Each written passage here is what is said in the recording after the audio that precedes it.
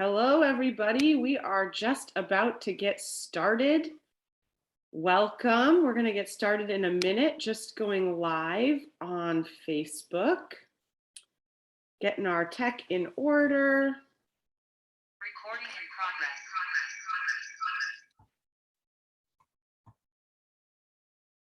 We're going to just get 1 minute, let folks join.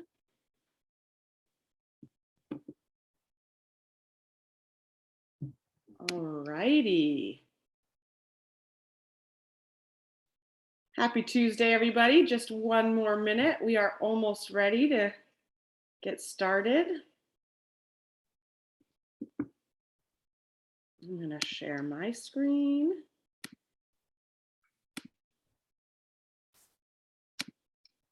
Can everybody see that? Yep, looks good. Okay, wonderful. Welcome, everyone. I'm so glad you're all here. We're going to go ahead and get started now. So welcome to the final week of our 2022 Financial Literacy Conference virtual speaker series. We are so glad to have you all here with us. Today's session is going to be fabulous. My name is Kate Benedict. I am the Executive Director of Financial Beginnings Oregon. We get to put on this awesome month-long event throughout April, the month of Financial Literacy Month, for folks across states of Oregon, Washington, Nebraska, and California through Financial Beginnings. We're so glad to have you here. And you know, if you don't know about Financial Beginnings, we bring free financial education to communities across those states I mentioned through trained volunteers. So if you're interested in free financial education, either as a volunteer or as an educator or community partner to access our programs, we would love to get involved with you. Check us out online at financialbeginnings.org.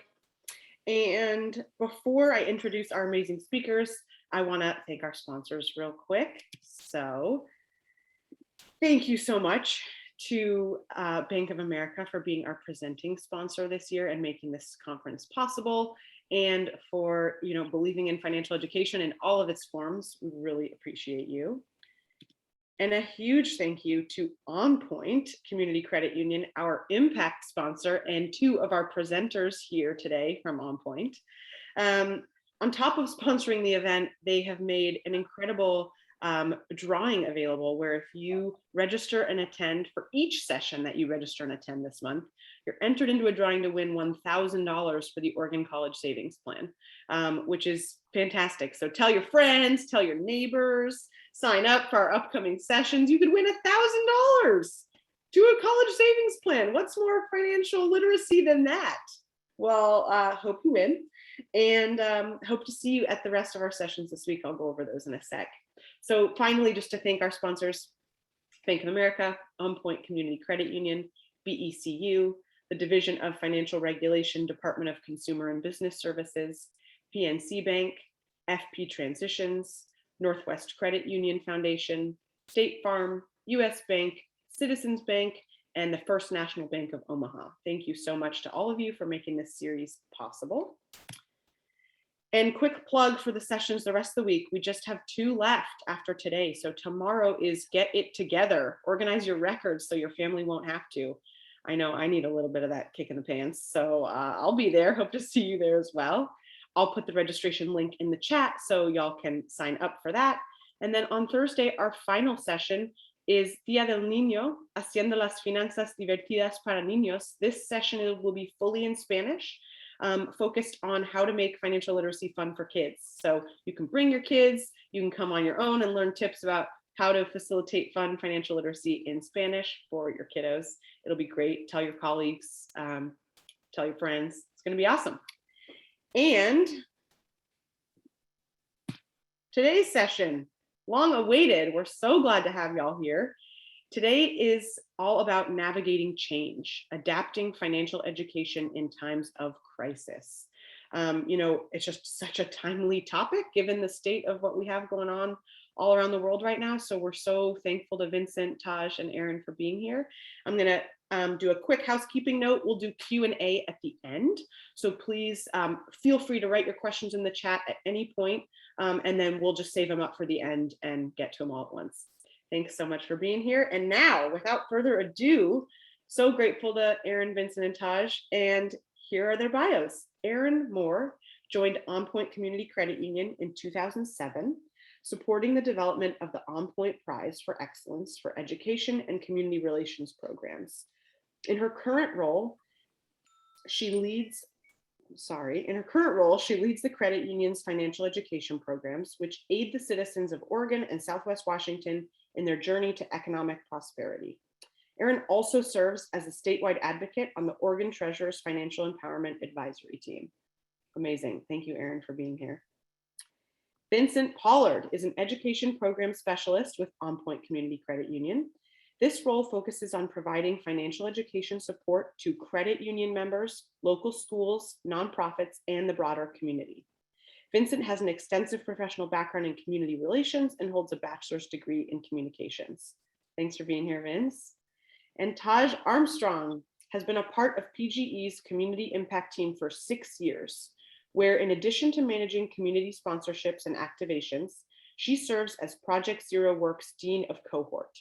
Prior to PGE, she was a director in nonprofit community television, where she focused her work on helping nonprofit organizations craft and tell their stories, providing media literacy to schools and community organizations, and providing opportunities around career exposure. Taj currently serves on the boards of Elevate Oregon and Multnomah County Cultural Coalition. What a crew we have. So grateful to y'all for being here. I'm gonna stop my screen share and let you all take it away. Great, thanks, Kate. And my apologies, that was actually my phone ringing in the background. I thought I had all of my ringers off. So we'll keep you entertained, but hopefully with no more tech interruptions. So thanks, Erin. Yep.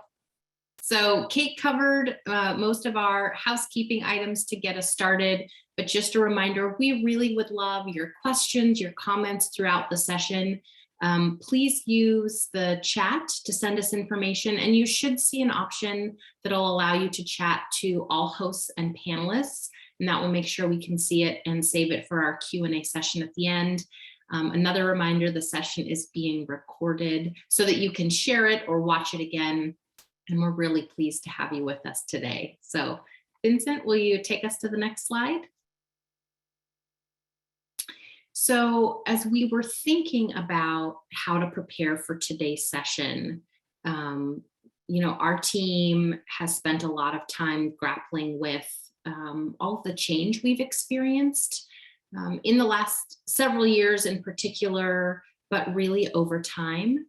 And you may or may not know that OnPoint Community Credit Union was founded as a not-for-profit financial cooperative in 1932. So in the midst of the Great Depression, 16 school teachers came together to find ways that they could support each other in their financial journey. And over the past 90 years, we have grown as an organization, and we now serve well over 450,000 members across Oregon and Southwest Washington, but we're still deeply committed to our community and our community programming. And that has become a cornerstone of our financial education programs. So, of course, the focus of this work has evolved recently. It's been challenged in the past 2 years. The impacts of COVID-19, the fight against racial injustice, climate change, and now even inflation have really impacted everyone's financial, professional, social environments. And so at OnPoint, we've spent a lot of time thinking about how should and how must our community programs change to support what we know about our communities and the folks we're serving. And so as we think about this work and came together for our presentation today, we realized that one of the successful collaborations that we're really proud of is the work that we've done with Taj and the team at PGE Project Zero, where we can combine an internship program and PGE's great work to give young people agency in looking at green jobs for the future, and also hold space for those young people to participate and gain financial education and additional skills. So with that, I'm excited to turn it over to Taj, who will give you some more information and background on what is PGE Project Zero, and then we'll share more about financial education and how that component has really been woven into the internship program. Taj, take it away. Good morning, everyone. So as I was introduced, Taj Armstrong, Dean of Cohort for PGE's Project Zero GreenWorks internship program. Project Zero's internship program is actually one part of a larger initiative here at PGE. Next slide, please. So Project Zero is a large initiative that was launched in 2020 at Project Zero, and it was acting on our purpose. And that purpose is designed to empower youth and young adults to create cleaner, greener, more equitable communities. And why is that? Because climate change is real. It's here, it's happening now. We understand that especially in our communities in Oregon, there is a very colorful history here racially. And we understand that communities of color and low-income communities are hit hardest. And they're experiencing right now the negative health outcomes of climate change. So how do we empower youth and young adults to create cleaner, greener, more equitable communities? We empower them. And we do that three ways, or we seek to do that three ways. Through our Educates, which is our climate literacy and clean education. So we partnered with Portland Public Schools to create an open source K-12 comprehensive climate change literacy. Open source, it'll be all over the internet. Any teacher, any homeschool teacher, anyone can pull that curriculum down and use it. We also have programming that goes out to schools in our service territories that is all focused on climate change as well. The other one, I'll get to the one in the middle. The second one is impacts, our environmental projects in frontline communities. So much like our partnerships with Portland Public Schools and the zoo and some of those great partners to deliver that education component around climate change, we work with partners in the environmental space, like Friends of Trees and like Solve. And with those partners, we seek out to affect tree canopy, which we know in lower income communities, which tend to be communities of color, tree canopy is not as dense, which affects air quality. It affects your heating bills. It affects if you're running air conditioning during the summer. So we are working with Friends of Trees to plant more trees and enhance green spaces, especially in those communities of color and those low income communities that don't have the tree lined streets. The one that I am connected most closely to is Project Zero, and that is our pathways to green jobs for disconnected young adults. So by disconnected, we are on the spectrum of opportunity youth, which is 16 to 24, disconnected from school and or work. And those for the program, we take the higher end of the spectrum, 19 to 24. Go ahead and advance the next slide. So, excuse me, I've got my notes off to the side if you see me looking over to the side. So what is Project Zero's Pathways to Green Jobs? This is our internship program. That was our first cohort, 2020. We are now in our third year.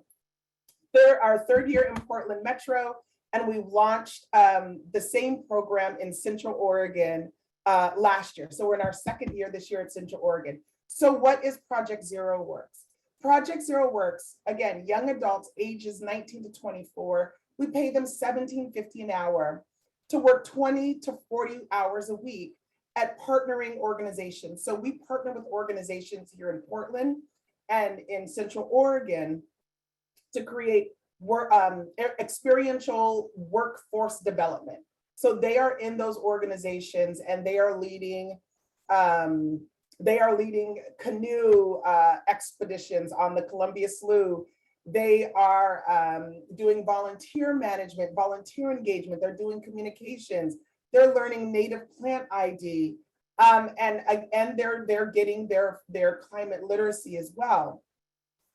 Those young people, in addition to working at their organizations, they have paid monthly cohort meetings. So we get together as a cohort, and this is where financial beginnings comes in. So we get together as a cohort, we go over creative writing, and that really ladders up to how do you speak about yourself in your cover letters and in your resumes, how do you present yourself? And then we have financial literacy, and we'll be talking a bit more about that later. But what we wanted to do was a part of empowering communities is empowering them economically. And young people are faced with some pretty high costs of living these days. A lot of young people don't know if college is for them, especially the demographic that we work with. They don't know if college is for them.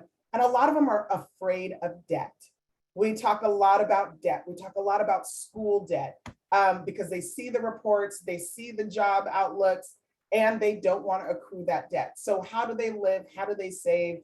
And this has been a really fruitful part of our cohort meetings. I mentioned working for environmentally focused nonprofits, and I'll give you a list of those in a second. Interns also receive work gear.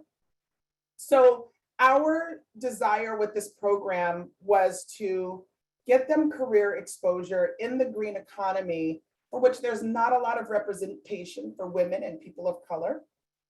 And we wanted to address any barriers to their success within our power. So that would be work gear. Do you have waterproof boots? Because you'll be working outside, you'll be working in the rain because it's Oregon. Jackets, gloves, we get them Carhartt work pants. We want them to start work ready to work and ready to go. We also provide through our partnership here in Oregon and Portland, and then we have a couple of organizations that help with services. We have a Dean of Service role that provides technology and transportation assistance. And again, that is to address any barriers that might come up to success. We want our young people to get into the program and focus on showing up and engaging in work. And we want them to focus on learning everything they can in our cohort meetings.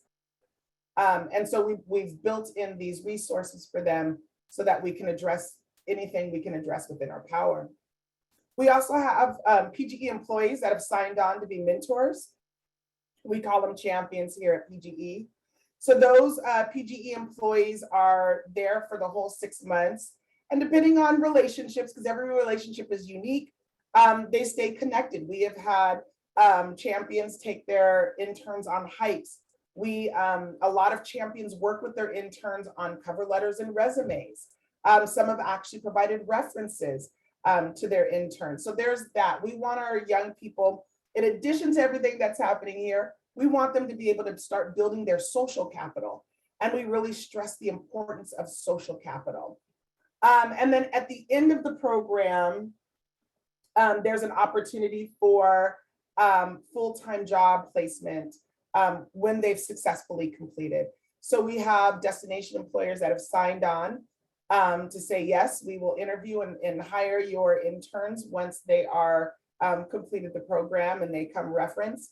And so that's another part of the program, of the Project Zero Works program.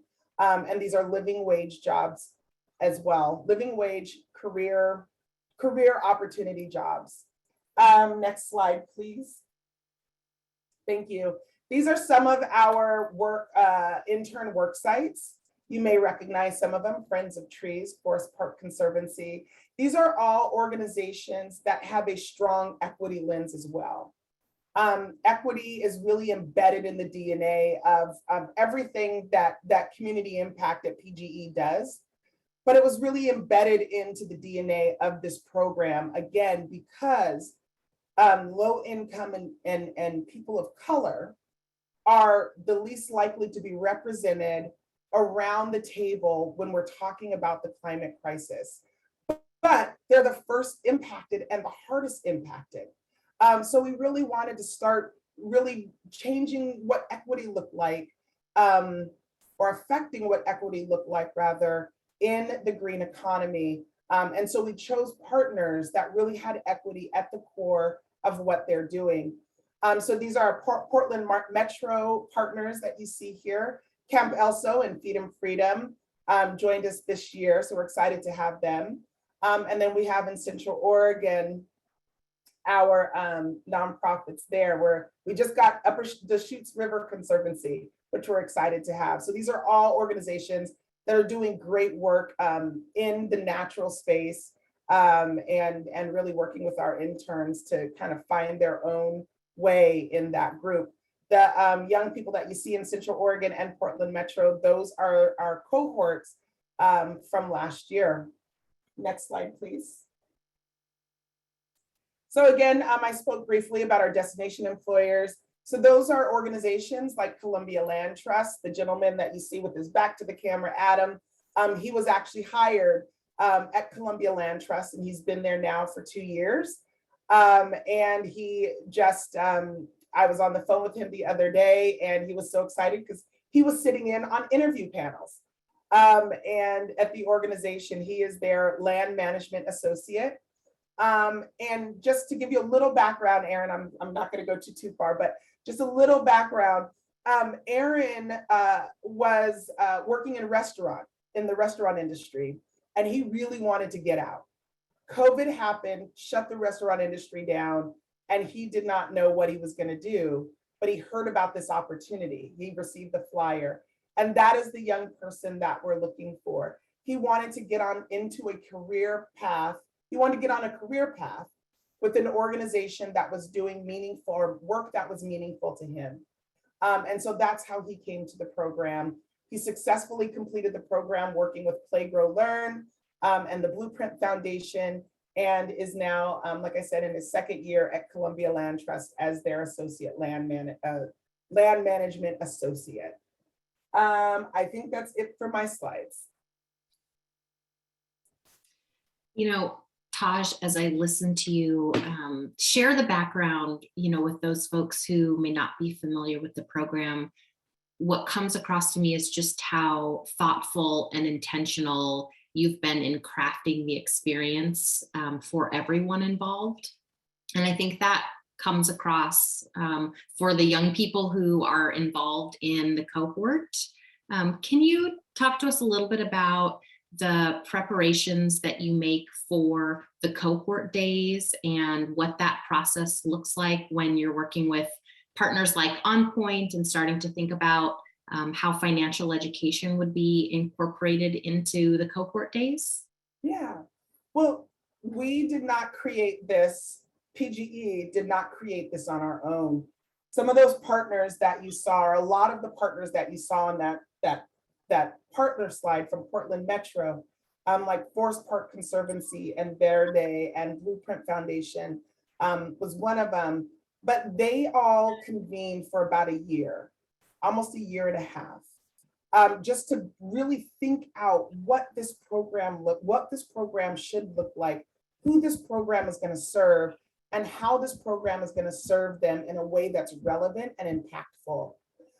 So we had a lot of folks at the table. We had young people at the tables that were talking about things they wanted to learn about.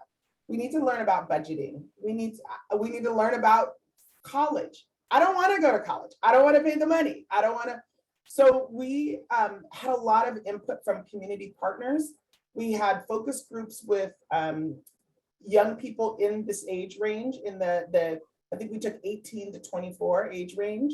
And we were able to get feedback from them about what they wanted to learn about. So in the cohort days, those are opportunities. Since we're virtual, they happen over 2 days. If we're ever in person, it'll be over 1. But those focus again on financial literacy and making it really applicable and relevant, which OnPoint has been really, really good about doing, with Financial Beginnings has been really, really good about doing, is just making sure that what is being taught is relevant and applicable. And the feedback that we've gotten from our interns has been very, very good around the financial literacy that they're learning here. Yeah.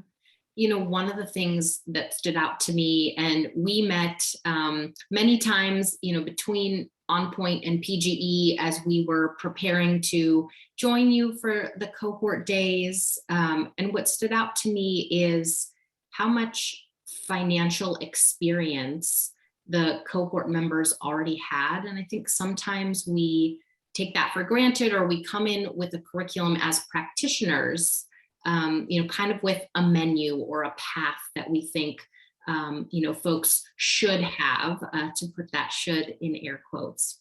Yeah. And what I loved about our collaboration and the programming we did is you really advocated for the cohort. And so we, as your partner coming on board, knew that it was going to be essential to hold space and time to learn from the cohort members just as much as we were there to share information and provide, statistics or skills they could practice. And so it really became a dialogue, and the curriculum adapted over time. Sometimes we would come for an hour and a half session and we would get through 30 minutes of the content we had prepared. And then we heard from cohort members that they had pressing concerns. Taj, I remember you and I talking about college experiences and how you navigate understanding if it's right for you, and how to, manage debt you might take on, or making decisions about loans. Really holding that time and space for the cohort members to take away from the sessions what they needed. So appreciate your. Yeah. And that just to piggyback, and this might meld into the next bullet point about knowing your audience, is that just to give you a little bit of a background, and I love that Erin pointed out that they come to the table, they come to the cohort meeting already with their own financial experience, good and bad. Our young people, especially with last year's cohort, we're dealing with various levels of homelessness and houselessness. Some were justice involved. And a lot of them were really trying to figure out how to navigate rent and, where am I going to live? Can I live in Portland? And some couch surfers, because they wanted to be in the program. Portland was too expensive. So we had young people that came not to the program, not only from dealing with some pretty serious life stuff that all had financial implication. And so this last year's sessions, I believe, at times turned into kind of like a safe space to talk about their fears around just finances and kind of their hacks and what worked and what didn't work. And so there was really a safe space, an open space that Financial Beginnings created, that allowed us to have some really good discussions about their experience and what they were learning and how to make that relevant for them. That's such a great point, Taj. Also, it makes me think about how there can be taboo or discomfort around discussing financial topics, particularly if you're unsure or you've made a decision that you later wish you had handled differently.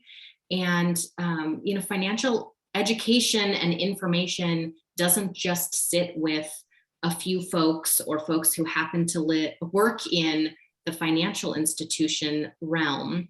And so if we can create spaces where we're breaking down those barriers and fostering dialogue, I think we've really supported these cohort members and anyone that we're working with to say, how do I navigate as a consumer? I think one of the most important things we can do is acknowledge that financial institutions are systems, and they are systems that have not always been friendly or welcoming or accessible to many of the folks that we serve. And so that consumer advocacy, or just acknowledging young folks are navigating systems and how do they do that and talk about it, really felt like a win in this collaboration with PGE. So we've been glad to incorporate that.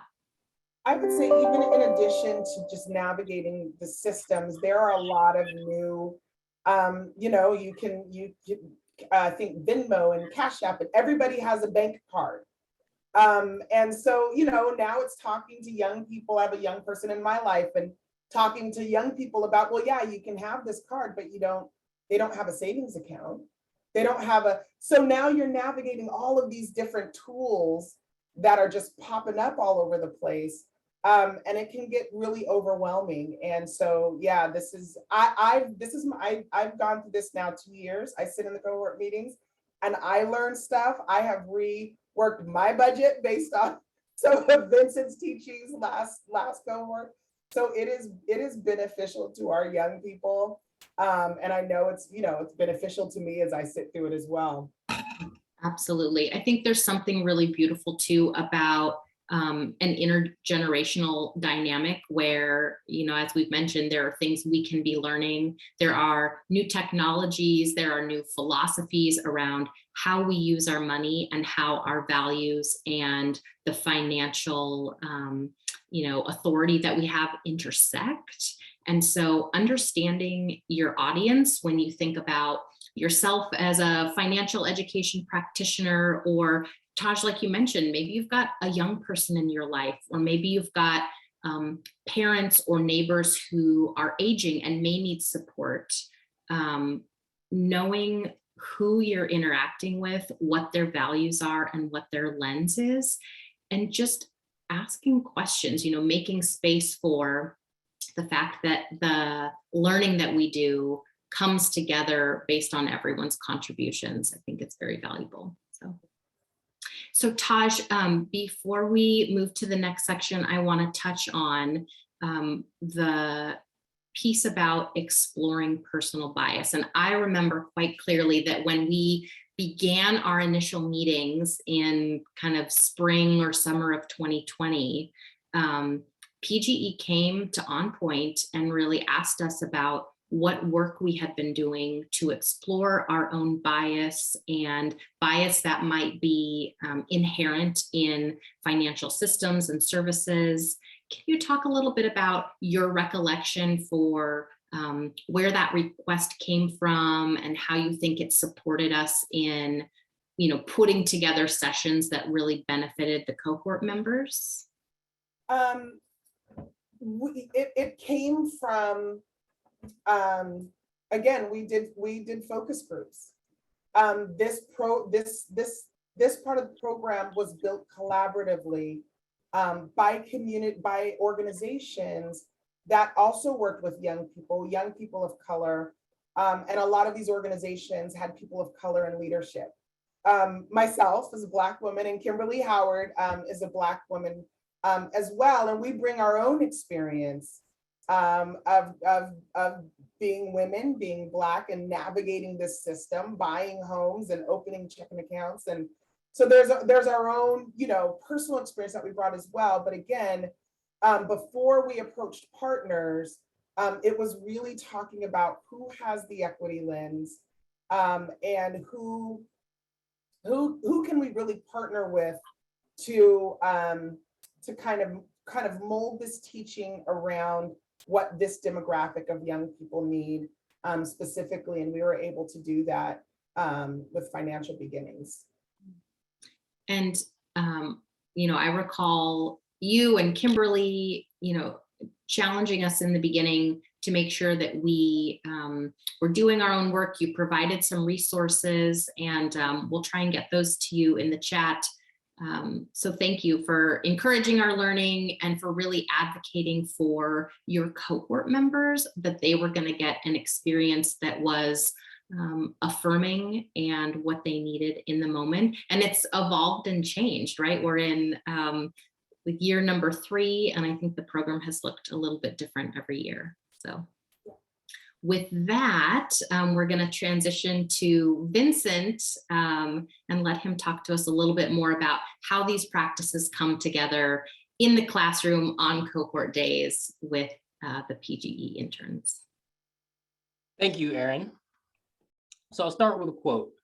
Famed evolutionary biologist Charles Darwin once said, "It's not the strongest of the species that survives, nor the most intelligent.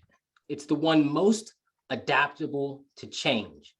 Now, when I think about those who have been most adaptable to change throughout this pandemic, I think about young people. For those of you who are Financial Beginnings volunteers or educators in the classroom, you've seen this change. And one that I've noticed has been really interesting. I've noticed that young people have not only adapted, they've evolved. They've developed a little something that I like to call auto-tune. Now, I'm not talking about the musical kind of auto-tune, but rather young people will automatically tune you out if you don't have something important to say, because there's so much vying for their attention now. And so we as educators, we need to adapt. We need to evolve in order to meet the needs of our audience. Today, I want to take a moment just to talk to you about what I've learned over the last year, being a volunteer for Financial Beginnings and also working with PGE Project Zero. I want to share with you a few ways that I've adapted to meet the needs of my audience.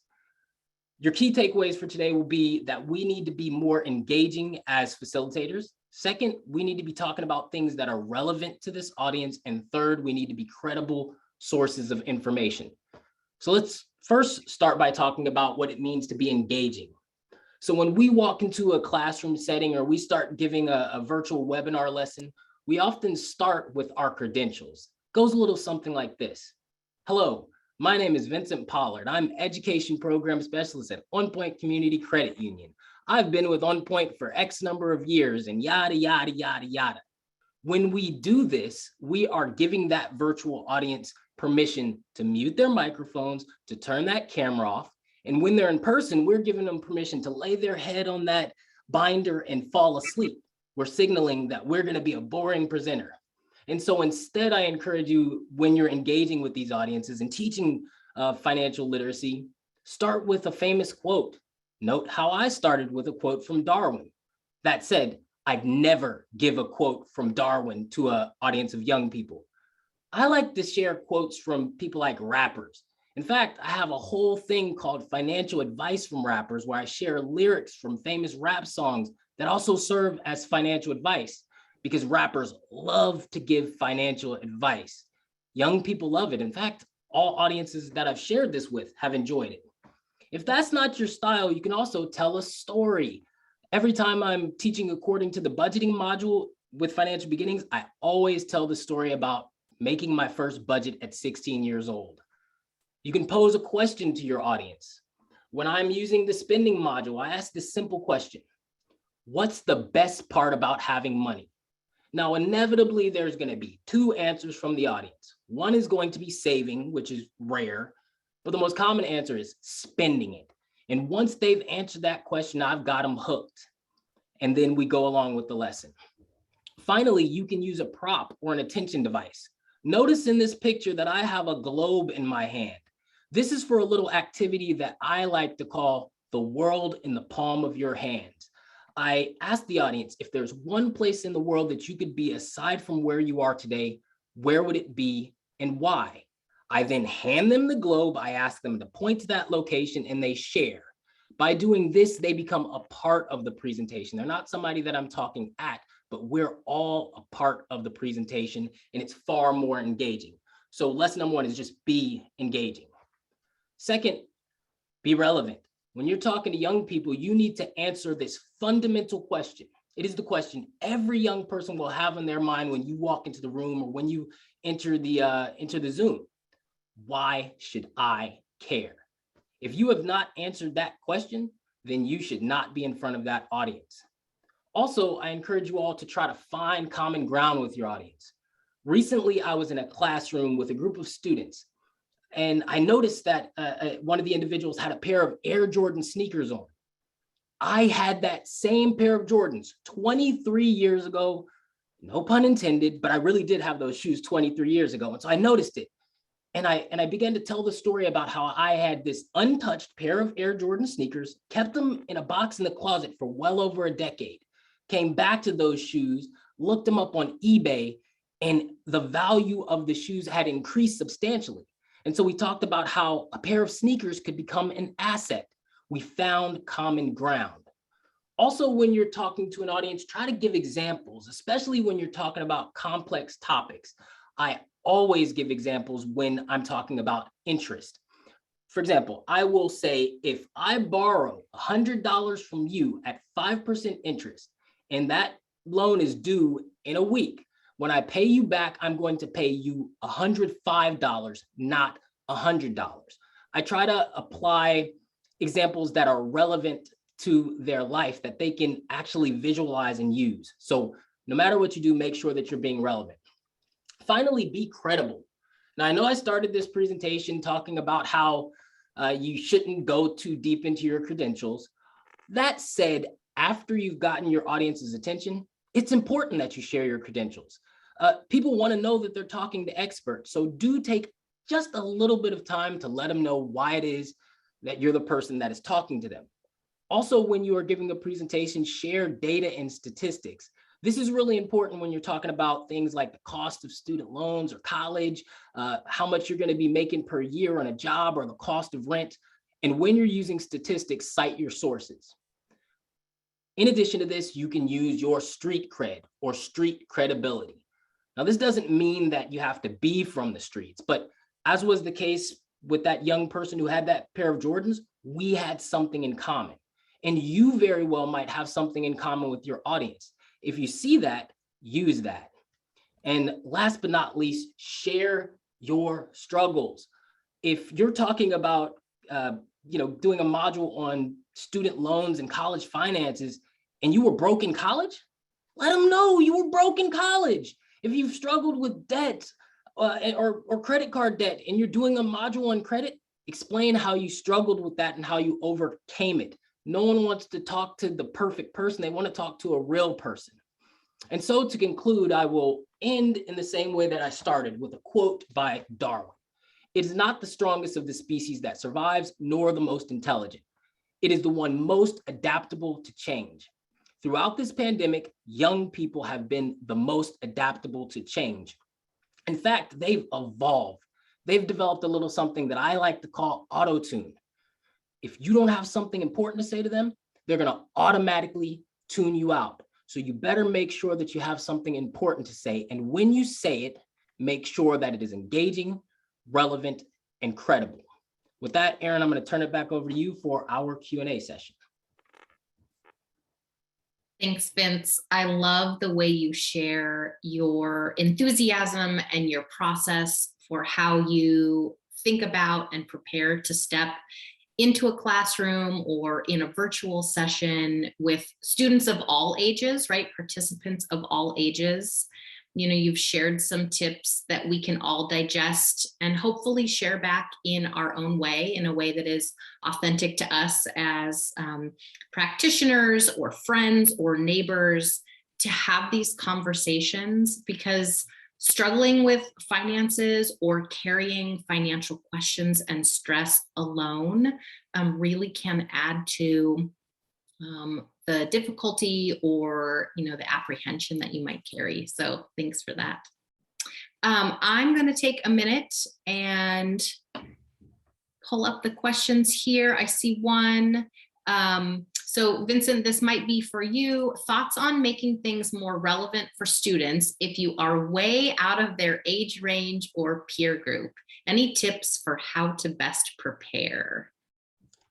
Yeah, so I think that goes back to the know your audience, and a lot of what you and Taj talked about is really doing some research in advance, meeting with the facilitator of the class, and if possible, or the group that you're speaking with, and if possible, and if you were talking to young people, maybe invite them, find out what they want to hear about. The other thing that I would say is that we all have something in common, right? Whether it's the fact that at one point in your life you were young, there might be an experience that you can share that audience can relate to, even if you're coming from a totally different background. Absolutely. And, to add to that, I don't think we can underestimate how much those moments of vulnerability will do to connect us. You do a great job, and it certainly has been our philosophy that we are human. We make decisions that later don't serve us, or we wish we had done differently, and we can learn from those. And so sharing those moments, I feel like students are always keen to say, oh, I've heard my parents talk about something similar, or I've had a similar experience. And that really can knit you together as a community for that time when you're sharing the class, the curriculum that you've brought for the class. So we also had another question. I'll pose this to the group. So it says, how can you get to know your audience when you don't have as much time? So for example, we shared that OnPoint and PGE had met multiple times. So how might a volunteer or a financial education practitioner do some work to know their audience if they can't meet or don't have as much flexibility in their schedule? Taj, what might you say about this one? How could someone get to know the cohort students or other young people? Icebreakers, icebreakers can serve, multiple purposes. But one way, really honestly, one way to do it is to ask. This is what we're talking about today. What are you dealing with? I love think that. Vincent did some of that with our young folks, and the groups we've had have been more than happy to say it, to tell it. But I think sometimes we overthink it a little bit. But ask, find fun and creative ways to ask the question around, you don't have to ask, are you homeless? Are you, but, ask about savings, ask about, you can, some of the equity exercises out there kind of give you a good idea of the background of the people that you're working with. Take 2 steps forward if you came from this, take 2 steps forward if you, so just, I think finding, again, there's just ask, or finding fun kind of icebreakers or activities that gives you an opportunity to learn more about who you're speaking with. Absolutely. And what I love about the examples you've shared is they also tie to Vince's point about engaging your audience. So what a great way to get folks participating or warmed up. Sometimes if you're coming into a group, you need to set that kind of that background, right? That structure about what we're going to be talking about, get everyone warmed up mentally as well. And I would just say, to the person who asked about establishing rapport ahead of time, you may not have time for a meeting. I think a meeting could be really powerful, but even just sending an email and asking the program coordinator, what would you want me to know about the participants or your students ahead of time? Maybe there's an opportunity for that educator or program coordinator to ask the young people if they have questions, so you can be prepared to respond to those. So there are some things you can do, taking a moment to get to know the school or the program if they've got a website. So there are some ways you can do at least some preliminary investigation that will show those cohort members or your participants when you show up that you've made some time to learn a little bit about them and their program. Yeah, and Erin, if I might just add this last little piece, Please I'd say, knowing your audience is so critical to being successful that I would find a way to make time, because knowing your audience is all about both knowing what to say and what not to say. And if you get in front of the wrong audience and you say the wrong thing, you'll lose that audience. And so it's well worth finding the time. And I know that it almost feels like a cop-out, but we find time for a lot of things. And when we're going to stand in front of that audience, we should find the time to understand who it is that we're talking to.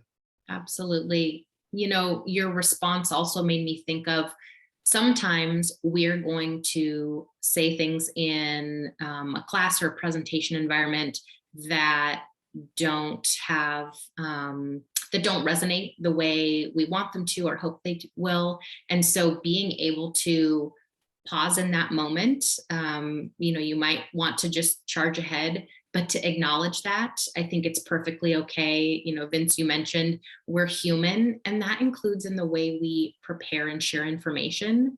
Now, obviously, we want to do our prep work. We want to minimize that. But if something doesn't go as planned, or if you find that you've said something and you can tell it's not landing well with your audience, acknowledge that. If you've got time, to ask questions or explore. And that would be a great way to make space if someone, feels safe and comfortable enough to share an alternative experience. So, I see another question here. It says, do you think most of these tips can also work if you're teaching a webinar online? Seems like engagement can be a little harder online. Boy, does that question ring true. We always ask for cameras on. That is, the first thing there. And we make allowances, of course, for bandwidth. We always ask for cameras on.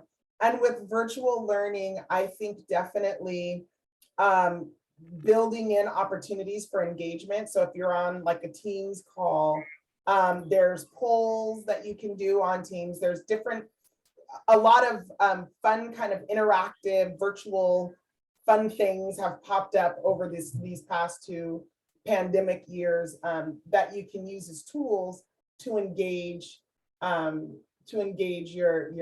online audience. So I would say just still look for opportunities or for tools to engage them and get them working and active.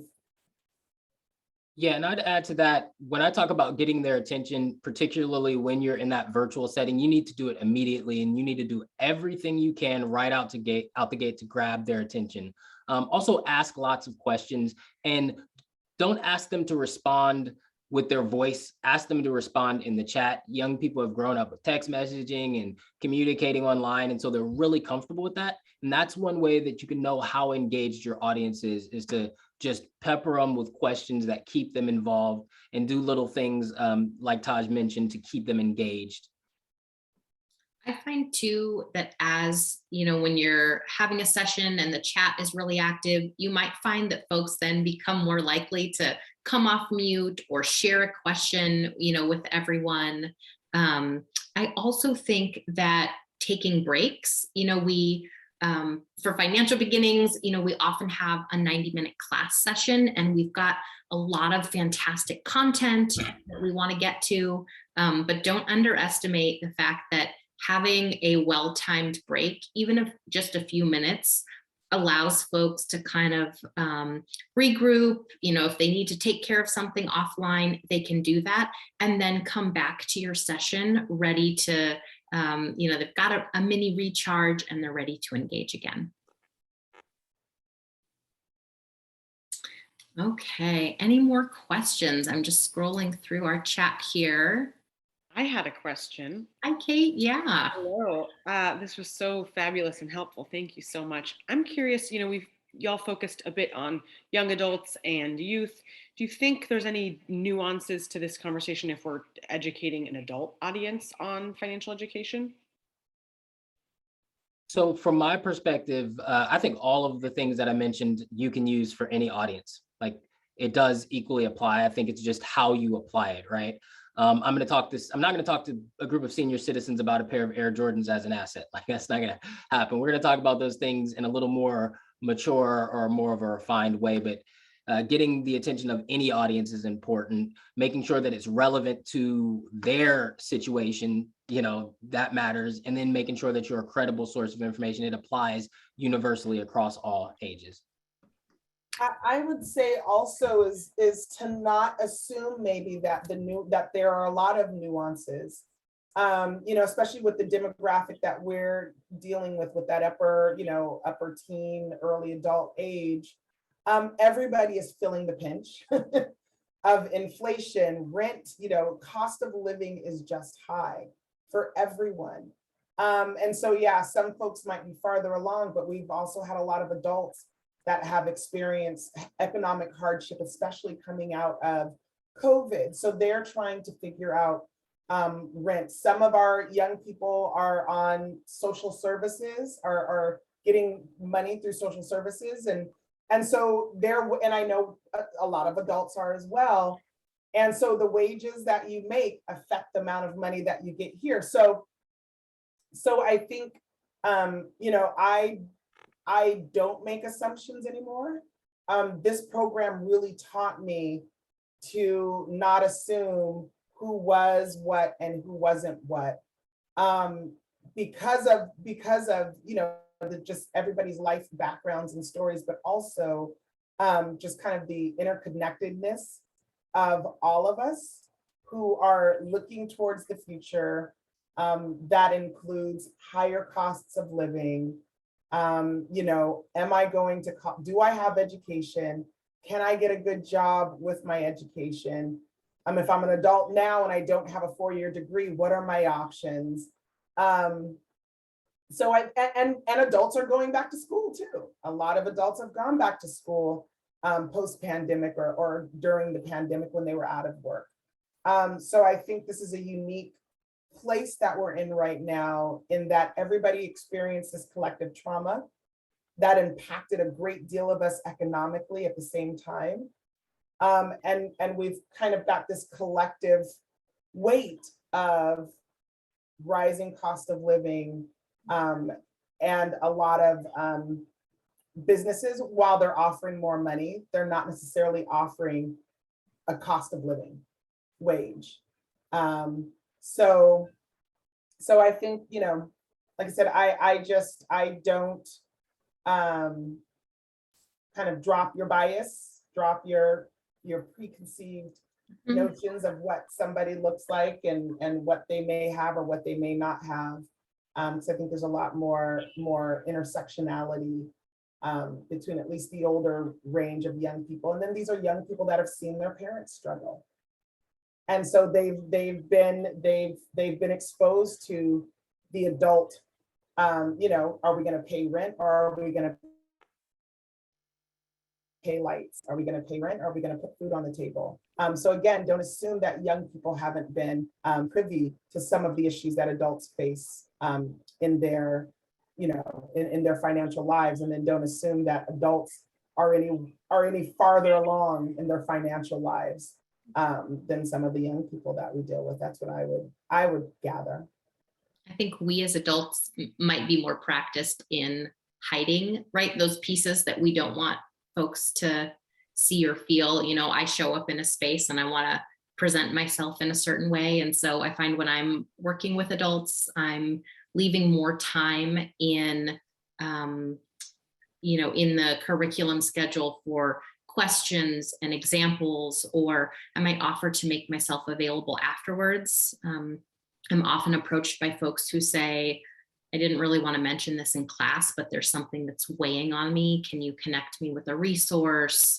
Or can I just, you know, talk to someone where there might not be a connection, or there's no, you know, shame or judgment in voicing that this is something that I'm working through, right? This is a challenge or a goal that I am working towards. So I love that. And it brings up for me too, so, you know, Vincent, you were talking about being credible in the presentation space. And I feel like, sort of to add on to that, that human element is really credible, where if someone asks a question and you don't know the answer, there's a lot of power in saying, I gotta look that up for you. I will get back to you. Or I don't know, let's Google it together right now, you know? And I think adding that, just, you know, almost summarizing so much of the amazing wisdom y'all have shared, is that human element really matters. So I think that's a really good part there too.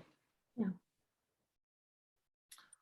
Well, this has been fantastic. As we wrap up, I want to thank everyone for all your questions and your time, and for revisiting this partnership with us that we have enjoyed so much. We've shared our contact information here on the screen. So if you have questions or want another copy of one of the resources that we've shared in the chat, please don't hesitate to reach out. And Kate, I'll turn it back over to you.